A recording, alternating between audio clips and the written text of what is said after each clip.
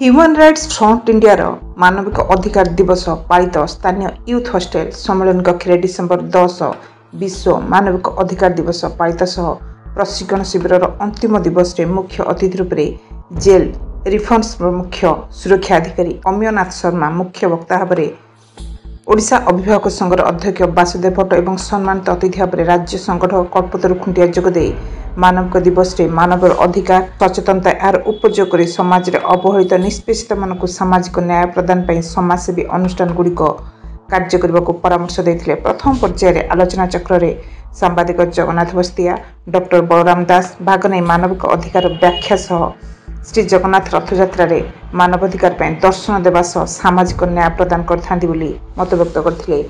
यह अवसर में समाजसेवा गोपाल कृष्ण कर समश्री दास भीमसेन राउत प्रकाश कुमार आचार्य अध्यापक दयानिधि पंडा और प्रदीप कुमार दले को संबोधन करा। मनोज जेना सभापतित्व करते। द्वितीय दिवस में सांबादिक अक्षय साहू क्षीरोद कुमार नायक अतिथि रूप में जोगदे। पुरी जिला मानवाधिकार संयोजिका प्रांतसिनी जेना यह कार्यक्रम को आरंभ शेष पर्यंत परिचालना कर पुरस्कार सह सम्मानित होते। भारतर विभिन्न राज्य शताधिक सामाजिक मानवाधिकार कर्मी जोगदे समस्त को सर्टिफिकेट प्रदान कर मोबाइल टीवी।